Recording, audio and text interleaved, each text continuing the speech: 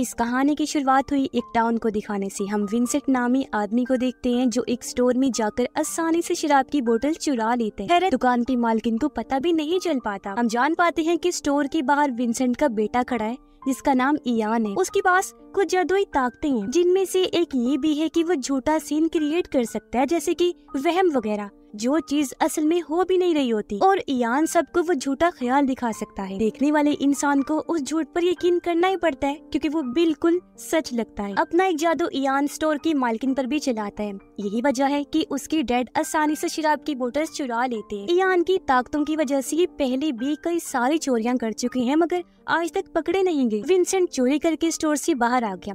यहाँ से कुछ लड़कियां गुजर रही थी। एक लड़की इयान के कान में कुछ कह जाती है, जिससे उसका ध्यान भटक गया और उसका जादू टूट जाता है। दुकान की मालकिन देख लेती है कि शराब की बोतल्स गायब है। उसे पता चल गया कि वो आदमी उन बोतल्स को चुरा ले गया है, इसलिए वो हथौड़ा लेकर बाहर आती है। लेकिन इससे पहले विंसेंट पर हमला करती एक बार फिर इयान अपना जादू करता है। औरत को रोकने के लिए वो उसे ऐसा ख्याल दिखाता है जैसे इयान के हाथ में गन है और वो उसे गोली मारने वाला है। औरत जैसे उसके पास गई, इयान ने शूट कर दिया। इस चीज को सच मानकर औरत नीचे गिर गई, जिस चीज का फायदा उठाकर वो बाप बेटा यहाँ से भाग निकले। पर ये देखकर एक पुलिस वाला वहाँ आकर औरत को चेक करता है, जो जाहिर है बिल्कुल ठीक थी, उसे गोली नहीं लगी थी। मगर अब पुलिस ऑफिसर दोनों का पीछा करने लगता है। विंसेंट इयान पर गुस्सा करने लगा कि क्या जरूरत थी अपनी ताकतों को सबके सामने इस्तेमाल करने की। इयान कहते हैं, हम ये छोटी मोटी चोरियां क्यों करते हैं, एक बार ही बैंक लूट लेते हैं जिससे हम माला माल हो जाएंगे। पर विंसेंट ये कहकर मना कर देते हैं कि बैंक वालों को तुम बेवकूफ नहीं बना सकते, क्योंकि वो लोग तुम्हारी ताकतों को देखते ही तुम्हें पकड़ लेंगे और न जाने तुम पर कौन कौन से टेस्ट करेंगे। मगर इयान समझ नहीं पाता कि डैड आखिर किसके बारे में बात कर रही हैं। अब पुलिस वाला इनके पीछे पड़ा था, इन्हें जान बचानी थी, इसलिए इयान एक बार फिर अपनी उसी ताकत को यूज करते हैं। पुलिस वाले को ऐसा सीन दिखाता है जैसे उसकी गाड़ी पर बर्फ के ओले पड़ रहे हैं। गाड़ी का एक्सीडेंट हो गया, वो उलट गई और सीधा एक पेट्रोल पंप के पास जाकर रुकी, जिसके सीसीटीवी में हमने साफ साफ देखा कि गाड़ी एकदम सीधी आकर रुकी है, क्योंकि ये एक्सीडेंट एक वहम था, झूठा ख्याल। ये सारा नजारा एक औरत एड्रियन ने भी देख लिया था। वो अपने साथियों को शाबाशी देती है कि तुमने बहुत अच्छा काम किया इयान को ढूंढने में, जिससे हम समझ पाते हैं कि एड्रियन इयान का पीछा कर रही थी और अब वो किसी को फोन करके भी बता देती है कि हमने उसे ढूंढ लिया। खैर दोनों बाप बेटा अपने ठिकाने पर आ गए, जो टूटी फूटी शिप थी। यहाँ विंसेंट इयान को उसकी माँ की तस्वीर दिखाता है। उसने इयान को बताया हुआ था कि तुम्हारी मॉम की मौत हो गई है, तुम्हें मैंने अकेले ही पाल पोस कर बड़ा किया। लेकिन इयान ऐसी जिंदगी से खुश नहीं था, क्योंकि विंसेंट की लगाई गई पाबंदियों से वो ना खुश था। उसके डैड इयान को बाहर जाने नहीं देते थे, ये कहकर मना कर देते थे कि तुम खास हो, बाहर जाना सेफ नहीं, तुम कोई आम इंसान नहीं हो। अब जो पुलिस वाला उनके पीछे लगा था, वो एक बार में आता है और उस एक्सीडेंट के बारे में अपने दोस्त को बताता है। उसकी सारी बातें पास बैठे आदमी ने सुन ली, जो भी कोई आम इंसान नहीं था बल्कि म्यूटेंट था। उसके पास भी ताकतें थी, जिनकी मदद से वो ऑफिसर के दिमाग से जानकारी निकालता है। ऐसा होते ही ऑफिसर बेहोश। हमें पता चलता है कि कहानी में इन म्यूटेंट लोगों को परसेप्टर कहा गया है। उधर एड्रियन अपने साथियों के साथ दोनों बाप बेटे के ठिकाने पर आ जाते हैं, ताकि वो इयान को हासिल कर सके, जिसकी कब से इन्हें तलाश थी। ये लोग एक खुफिया एजेंसी के लिए काम करते थे। पहले विंसेंट भी उसी एजेंसी के लिए काम किया करता था, इसीलिए एड्रियन और विंसेंट दोनों एक दूसरे को जानते थे। लेकिन फिर कुछ ऐसा हुआ कि सब बदल गया। ये लोग एड्रियन को मारते हैं और उससे इयान के बारे में पूछते हैं, मगर वो अपना मुंह बंद रखता है। पता चलता है कि एड्रियन एक साइंटिस्ट है और वो जिस एजेंसी अवेयरनेस के लिए काम करती है, उनका काम था इयान जैसे लोगों पर एक्सपेरिमेंट तजुर्बे करना, क्योंकि उन लोगों को ऐसी ताकतें देने वाली भी वो एजेंसी ही थी। उन्होंने ये इंसान, ये परसेप्टर खुद बनाए, उनके अंदर खास किस्म का फार्मूला डालकर, जिससे ये सुपर पावर्स रखने वाले इंसान बन गए, ये म्यूटेंट्स, जिन्होंने जंग बहुत अच्छी लड़ी और अपने मुल्क को जंग जिताई। पर बाद में गवर्नमेंट को खतरा पड़ गया कि कहीं ये सुपर ह्यूमन, ये म्यूटेंट हमारे खिलाफ ही ना हो जाए, इसीलिए गवर्नमेंट ने एक एक करके सभी परसेप्टर को खत्म कर दिया। एड्रियन कहती है, अब इस दुनिया में सिर्फ एक ही परसेप्टर बचा है, जिसे भी हम बहुत जल्द पकड़ लेंगे। वो यहाँ इयान के बारे में बात नहीं कर रही थी, हालांकि उसके पास भी वो ताकतें थी, मगर उसे परसेप्टर इसलिए नहीं कहा जा रहा था क्योंकि वो एक परसेप्टर से पैदा हुआ था, जो चीज नामुमकिन थी, क्योंकि परसेप्टर जन्म नहीं दे सकते। इसीलिए तो इयान एक चमत्कार था, जिसे सालों से विंसेंट छुपा रहा था। इन लोगों को पता चल जाता है कि इयान एक गेमिंग जोन में गया है, जहाँ वो परसेप्टर भी आया हुआ था इयान को ढूंढने। अब एड्रियन जिस आखिरी परसेप्टर की बात कर रही थी, वो और कोई नहीं बल्कि यही परसेप्टर था जो बार में बैठा था, जिसने पुलिस ऑफिसर का दिमाग पढ़ा था। उसे पता चल गया था कि एड्रियन के लोग इयान को पकड़ने आ गए हैं, इसलिए वो उनका ध्यान भटकाने की कोशिश करते हैं, जिस वजह से वहाँ हलचल मच गई। गोलियां चलती है, लोग डरकर भागने लगते हैं। इस बीच इयान परसेप्टर को देख लेते हैं। उसे पता चल गया कि ये भी म्यूटेंट है, लेकिन इससे पहले परसेप्टर उसके पास जाता है। एड्रियन के लोग परसेप्टर के सर पर हेलमेट लगा देते हैं, पर हम देखते हैं कि वो इतना ताकतवर है कि बिना देखे भी उन लोगों से लड़ रहा था। लेकिन उसे लड़ते लड़ते काफी देर हो गई थी, क्योंकि एड्रियन इयान को अपने साथ ले जा चुकी थी। एड्रियन इयान को भी वो हेलमेट पहनाकर उसका ब्लड सैंपल लेती है। फिर एजेंसी में लाने के बाद उसे बताती है कि कई सारे लोग इस एजेंसी अवेयरनेस के खिलाफ काम कर रहे हैं, अपनी ताकतों का गलत इस्तेमाल करके। अवेयरनेस के खिलाफ काम करने वाले बागी लोगों ने अपनी एक आर्मी बनाई है, जिनका एक हेड भी है। इयान पूछता है, मगर इन सब से मेरा क्या लेना देना है? एड्रियन उसे बताती है कि अगर हम तुम्हें यहाँ ना लाते तो वो परसेप्टर तुम्हें मार देता, क्योंकि वो अवेयरनेस का आखिरी बचा हुआ परसेप्टर है। तुमसे ज्यादा ताकत है उसके पास, और वो चाहता है कि तुम उसका साथ दो। अगर तुम ऐसा नहीं करोगी वो तुम्हें मार देगा। और अब मैं ये चाहती हूँ कि तुम हमारे साथ काम करो। तुम्हारे खून में परसेप्टर वाला जो फॉर्मूला है, मुझे वो चाहिए, ताकि तुम्हारी ताकतों को एक्टिवेट या फिर डीएक्टिवेट किया जा सके। और हाँ, तुम्हारे डैड भी हमारे पास हैं। अगर तुम चाहते हो कि तुम अपने डैड से मिलो तो तुम्हें मुझे अपनी ताकतें दिखानी होंगी। वो कहती है, चलो तुम मुझे कोई इंसान बनाकर दिखाओ, यानी इंसान का झूठा ख्याल बनाओ। इयान इसके लिए मना कर देता है, कहता है ऐसा मुमकिन नहीं, मैंने कई बार कोशिश की लेकिन इंसान नहीं बन पाया आज तक। एड्रियन कहती है, अच्छा बीच और समंदर का झूठा सीन ही बना दो। इयान कोशिश तो करता है मगर उससे हो ही नहीं पाता। एड्रियन कहती है, ऐसा इसलिए हो रहा है क्योंकि तुम्हें अपनी ताकतों का अंदाजा ही नहीं है। अपने जज्बात को पहचानो, उनका इस्तेमाल करो, क्योंकि फीलिंग्स के जरिए तुम ऐसा कर सकते हो। वो इयान को उसकी बचपन का टाइम याद करवा के उसे उसकी मॉम की तस्वीर दिखाती है, जिससे गुस्सा होकर इयान भी उसे समंदर और बीच का झूठा सीन दिखा देते हैं। अब यहाँ इयान ने एक मक्खी भी बनाई थी जो उसे एड्रियन ने ही कहा था। वो कहती है कि अब तुम इस मक्खी को असली दुनिया में लेकर जाओ, जिसे सिर्फ मैं ही देख सकूं, क्योंकि ये तुम्हारी ताकत है, तुम असलियत बना सकते हो। इयान उसे कहता है कि तुम अगर चाहती हो कि मैं ऐसा करूं तो मुझे पहले मेरे डैड से मिलवाओ। एड्रियन उसे विंसेंट के पास लेकर गई जो बेहोश था। एड्रियन इयान को कहती है कि तुम्हारे डैड ने आज तक तुमसे झूठ बोला। इयान को उसकी बातों पर यकीन नहीं आता। वो कहती है, अगर तुम चाहो तो विंसेंट के दिमाग में देख सकते हो, जो भी इयान की ताकत ही थी, किसी के भी दिमाग को पढ़ना, जो चीज उस परसेप्टर ने भी की थी, पुलिस ऑफिसर का दिमाग पढ़ के। और अब इयान भी अपने डैड की यादों में चला जाता है। वो देखता है कि अवेयरनेस की लैब में जहाँ एड्रियन और विंसेंट एक साथ काम किया करती थी, वही इयान की मॉम भी थी जो परसेप्टर थी। लेकिन इयान की मॉम जब वहाँ से गायब थी तो एड्रियन ने इयान को चुरा लिया, यानी कि वो इयान का असली डैड नहीं है। इयान के होश में आने पर विंसेंट बेहोश हो गया।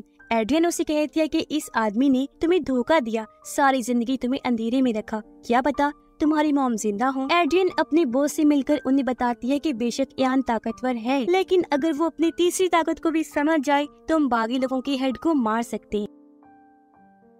अब इस तीसरी शक्ति के बारे में हम आगे जानेंगे। अब अवेयरनेस में ही काम करने वाली एक फाइटर लड़की जो एड्रियन की साथी थी शायद, वो इयान को आकर बताती है कि ये लोग न जाने तुम पर कौन कौन से टेस्ट करेंगे, इसीलिए बेहतर होगा कि यहाँ से भाग जाओ, मैं तुम्हारी मदद कर सकती हूँ। उसकी बात इयान को पसंद आई और वो मान गया। परसेप्टर भी अपना बेस बदलकर एजेंसी में घुस आया था। फाइटर लड़की इयान को लेकर वहाँ से भागने लगी। हालांकि सिपाही उन्हें रोकने की कोशिश करते हैं, मगर वो लड़ने में काफी माहिर थी तो सबको मार गिराती है। इयान और उसके डैड को लेकर यहाँ से निकल जाती है। एजेंसी में परसेप्टर को जब पता चला कि इयान यहाँ से भाग गया है तो वो उसका पीछा करने लगता है, लेकिन इयान अपनी ताकतों से सबको चकमा देकर यहाँ से भाग जाते हैं। ये तीनों एक होटल में गए। इयान की उस फाइटर लड़की से दोस्ती हो गई, लेकिन अब इयान विंसेंट को लेकर काफी परेशान था। वो जानना चाहता था कि मेरे असली डैड कौन है और मेरी माँ के साथ क्या हुआ था। इस पर फाइटर लड़की उसे कहती है कि तुम अपने डैड के दिमाग में जाकर ये चीज देख सकती हो। इसलिए इयान एक बार फिर अपने डैड का दिमाग पढ़ने लगता है। उसे उस लैब का एड्रेस मिल जाता है जहाँ से विंसेंट ने इयान को चुराया था। इयान अपने डैड से काफी गुस्सा था कि सारी जिंदगी आपने मुझसे सच छुपा के रखा, और अब क्योंकि उसे उस लैब का एड्रेस मिल गया था तो इयान सोचता है कि कहीं मेरी माँ वही ना हो, इसलिए वो लैब में जाने का फैसला करते हैं। मगर वहाँ जाने के लिए उसे पैसों की जरूरत थी, इसीलिए वो अपने डैड की मना करने के बावजूद भी बैंक से कुछ पैसे ले लेते हैं नकली चेक के जरिए। हालांकि कैशियर को इस बारे में पता चल गया था। कुछ लोग उनके पीछे पड़ गए, लेकिन वो उन्हें भी चकमा देकर वापस होटल में आ जाते हैं। विंसेंट को जब होश आई, इयान उन्हें बताता है कि मैं उस लैब में जा रहा हूँ जहाँ मेरी माँ थी। हालांकि विंसेंट उसे समझाता है कि मैंने तुम्हें बचाने के लिए सारी जिंदगी तुमसे झूठ बोला, पर क्योंकि इयान को विंसेंट पर भरोसा नहीं था इसलिए वो फाइटर लड़की के साथ लैब जाने के लिए निकल जाते हैं। पर एड्रियन उन्हें ट्रैक कर लेती है। उसे पता लग गया था कि वो दोनों कहाँ जा रहे हैं। परसेप्टर को भी ये बात पता थी इसलिए वो एड्रियन के लोगों को जो वहाँ आ गए थे उन्हें मार देते हैं। इयान और फाइटर लड़की लैब के अंदर आकर तलाशी लेने लगते हैं। इन्हें खुफिया दीवार के पीछे से बहुत सारी फाइल्स मिली जो सारा लैब का डेटा था। इन्हीं में एक फाइल इयान की मॉम की भी थी। विंसेंट जब अपने शिप में वापस आया तो वहाँ एड्रियन भी आ गई जो कहती है कि हमारी मदद करो क्योंकि जो भी है इस टाइम इयान को तुम्हारी जरूरत है, तुम उसके डैड हो। इसलिए विंसेंट मान जाता है। उधर परसेप्टर इयान के सामने आ गया और क्योंकि वो इयान से ज्यादा ताकतवर था इसलिए उसे झूठे ख्याल दिखाकर पकड़ लेते। उसे मारता नहीं, बस बताने लगा कि किस तरह एजेंसी वालों ने तुम्हारा इस्तेमाल किया। तुम्हारे और मेरे जैसे लोगों को उन्होंने लैब में बनाकर फिर अपनी एक आर्मी बनाई, यानी एजेंसी, जिसका नाम है अवेयरनेस। वो फिर उसी बागी ग्रुप के हेड के बारे में बताता है। कहता है कि वो परसेप्टर बहुत ताकतवर था, उसने बहुत सारे लोगों की जान बचाई और अपनी एक अलग टीम बना ली। यही वजह है कि एजेंसी वाले उसके पीछे लगे हुए हैं ताकि उसे ढूंढ कर मार दे। वो बताता है कि मुझे वो फार्मूला चाहिए ताकि मैं अपने जैसे और भी लोग बनाऊं और दुश्मनों से बदला ले सकूं क्योंकि परसेप्टर बच्ची पैदा नहीं कर सकती। इस पर इयान कहते हैं तो फिर मेरा जन्म कैसे हो गया? परसेप्टर जवाब देता है इसीलिए तुम खास हो। ये सच में एक चमत्कार है, तुम पहले ऐसे इंसान हो जो परसेप्टर से पैदा हुए।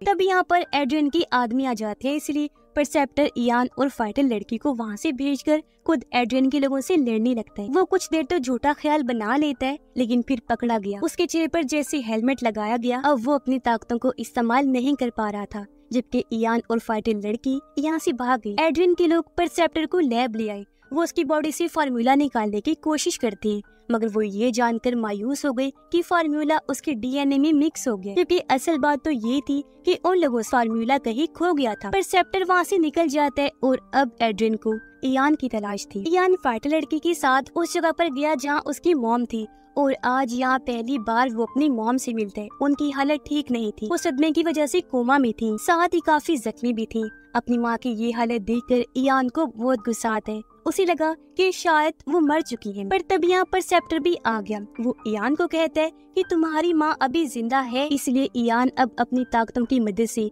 अपनी माँ के दिमाग में जाते हैं जहाँ उसे अपना बचपन नजर आता है। उसे पता चला कि एड्रियन जिस फार्मूला के पीछे है वो दरअसल इयान की माँ ने ही बनाया था और उस चीज की याद उन्होंने इयान के दिमाग में डाल दी ताकि हर किसी को उस बारे में पता न चल सके। और अब असली दुनिया में परसेप्टर उस याद को लेने की बहुत कोशिश करते हैं। हालांकि इयान उसे ऐसा करने तो नहीं देता, लेकिन इस जोर जबरदस्ती की वजह से इयान की मॉम की मौत हो जाती है, जिस बात से इयान को बहुत दुख हुआ।